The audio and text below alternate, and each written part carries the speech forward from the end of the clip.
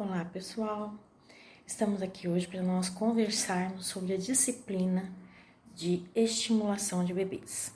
É uma disciplina muito importante, principalmente para quem tem a intenção de trabalhar nessa faixa etária, no berçário, que nós possamos entender, primeiramente de tudo, trabalhar com bebês é muita responsabilidade.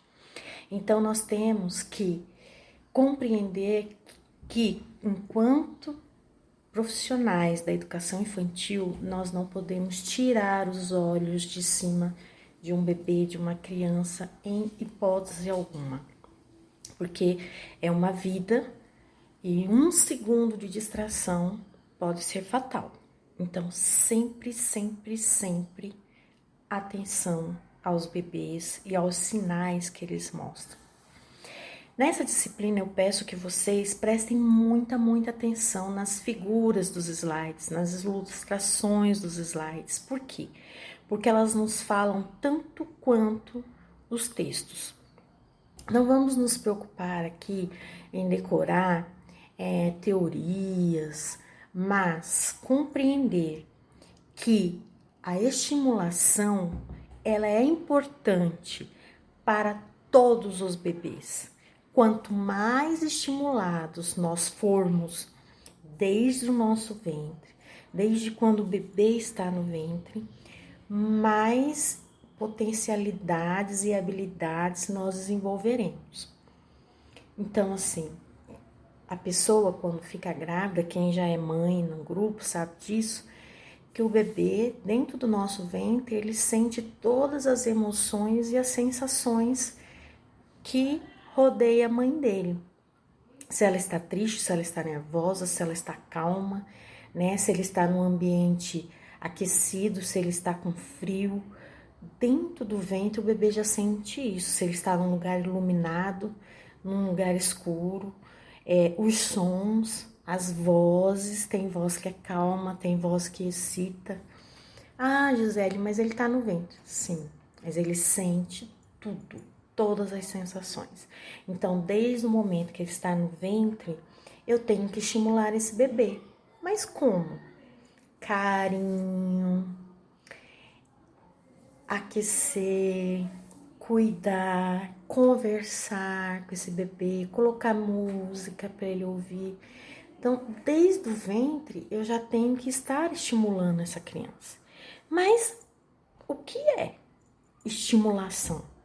Estimular é a ação, é o efeito de você incentivar o outro, despertar o ânimo no outro, fazer com que o outro responda ao seu estímulo, ao seu, a sua atitude. Por exemplo, tocar um instrumento para o bebê, seja no ventre ou ele no berço, no carrinho, você está estimulando a audição.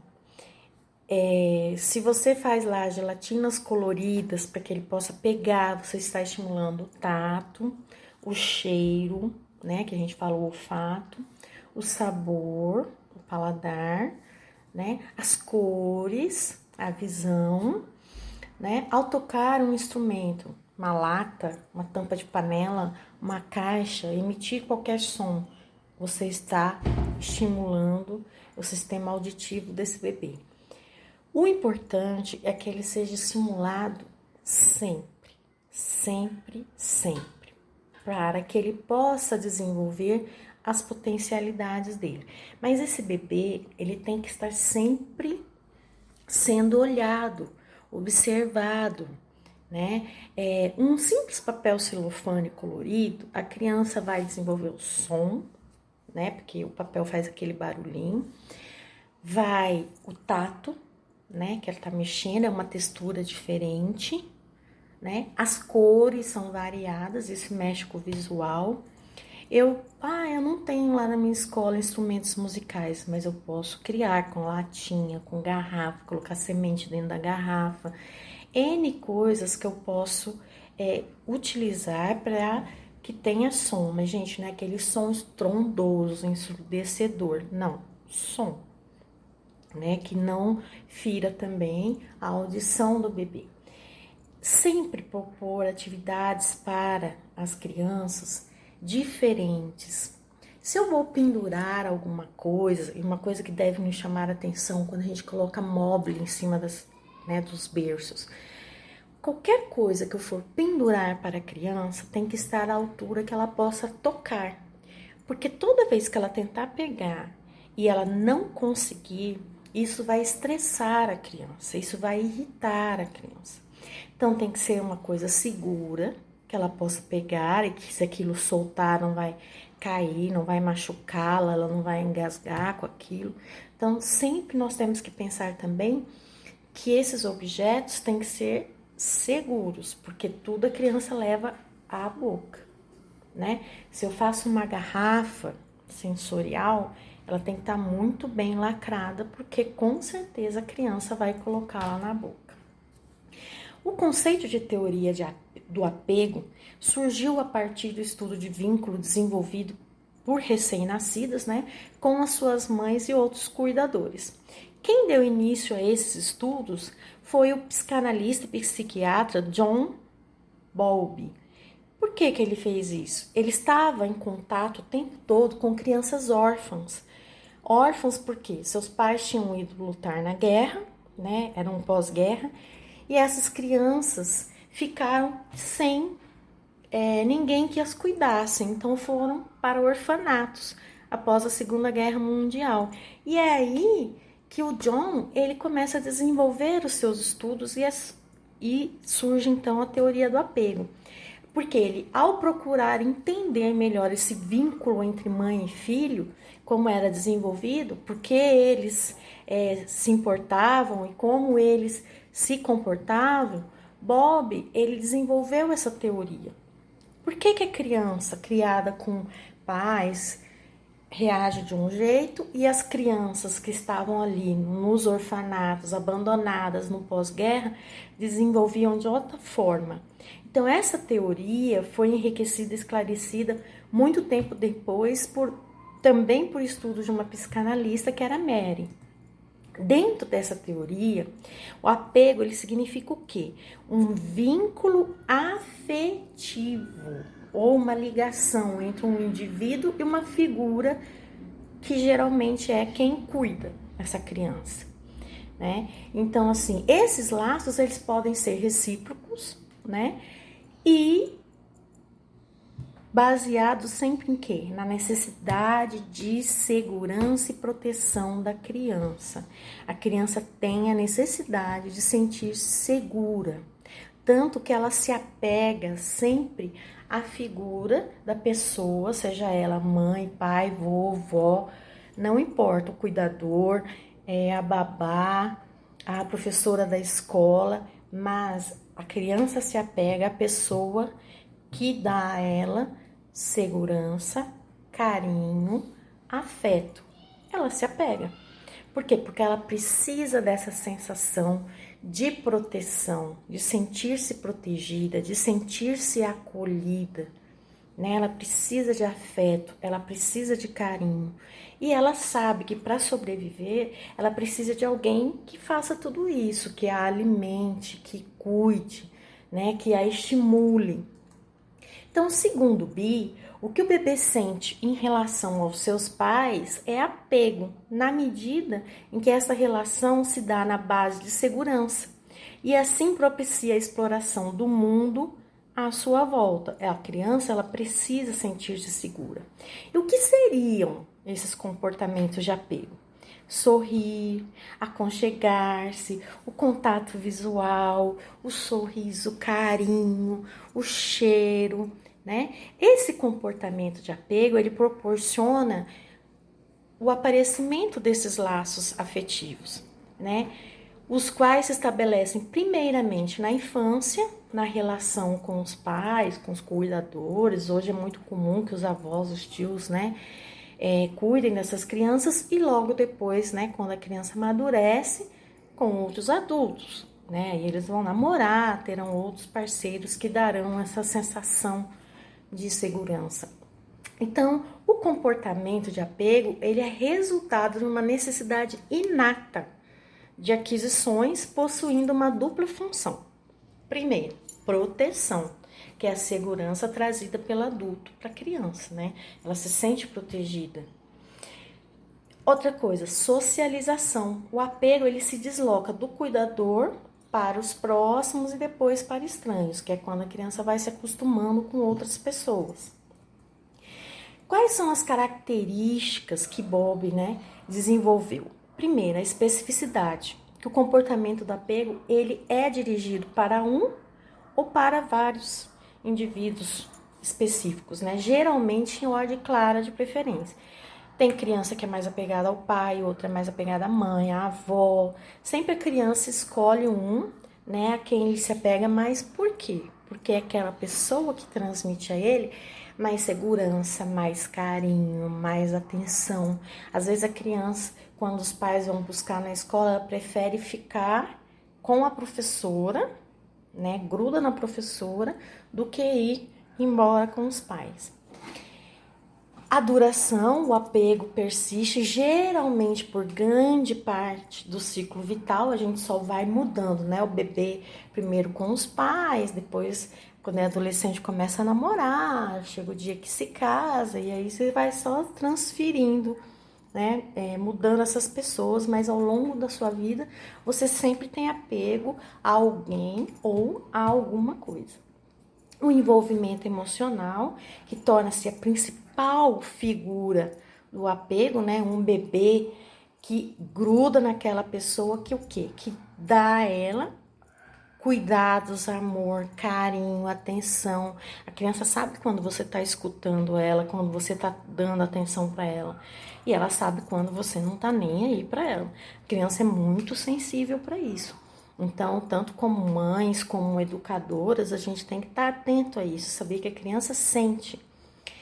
Outra característica do apego é a aprendizagem, que são as recompensas ou as punições, que desempenham um papel secundário, mas o apego pode se desenvolver mesmo que eu apanhe. Por exemplo, eu, Gisele, apanhei muito da minha mãe, nem por isso deixei de gostar, de respeitar e de ser apegada a ela, Então, esse papel de educar, de falar não quer dizer que a criança vai deixar de gostar de mim porque eu disse um não para ela, Aquele não correto, aquele não explicado porque do não, Não por não adianta, tem que ser um não explicado.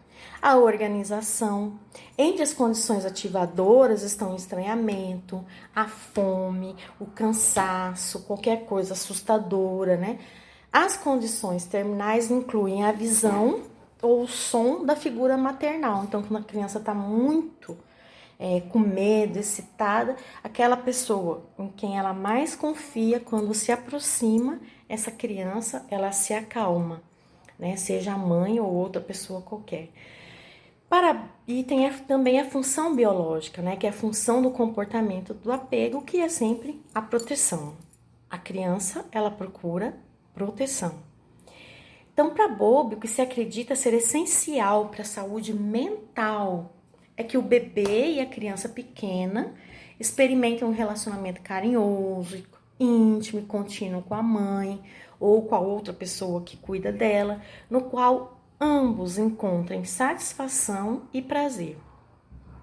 E aí, depois de algum tempo, a Anne a Mary, descobriu 3 tipos de vínculo junto com o Bob. O apego seguro, que é aquele que a criança tá brincando.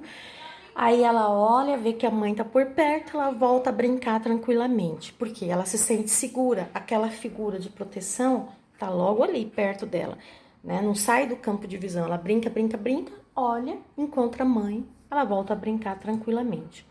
Tem um apego inseguro ou esquivo, que é aquele após uma breve separação da pessoa que cuida, ela evita se unir a essa pessoa na sua volta. O bebê, ele exibe pouca ou nenhuma aflição quando separada dessa pessoa. Isso é no apego inseguro, porque ele não tem tanta, Então, e assim, ignora, a pessoa se tá ou se não tá ali, porque ele já desenvolveu um apego inseguro. Já houve situações em que essa pessoa não transmitiu para ele toda a segurança que ele necessitava. E o apego inseguro resistente é quando o bebê sofre muito, tem muita aflição ou angústia na separação, ele não quer se separar, só que quando volta a encontrar, ele não quer ir mais. Comecinho da escola, quando ele entra, geralmente é assim, né? Sente falta da mãe, chora, chora, chora, chora, chora, e a professora vai conquistando e tal. Chega um período que a criança não quer mais nem ir com a mãe, né? Ela já se sente mais segura naquele ambiente. E é importante saber que o que irá determinar, né, como o indivíduo vai ver o mundo e a si próprio, será justamente o desenvolvimento seguro ou inseguro do modelo de apego. Então, se essa fase da criança, ela desenvolve um apego seguro com seus pais, com seus responsáveis, seja eles quem for, cresce saudável. Cresce uma pessoa segura, confiante, que ama a si mesmo, que ama o outro, que respeita. Se isso não é desenvolvido de forma positiva, torna-se uma pessoa muito insegura na vida adulta.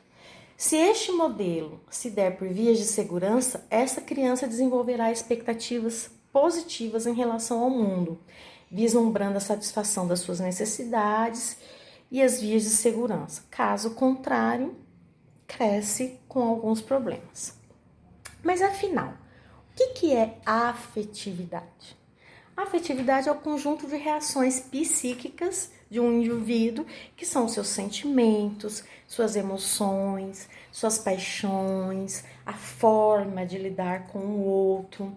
Então, grandes estudiosos como Piaget, Vygotsky, davam já importância à afetividade, mas o principal teórico é o francês Henri Vallon, que sempre falou da importância e se aprofundou nos estudos da importância da afetividade para o nosso desenvolvimento.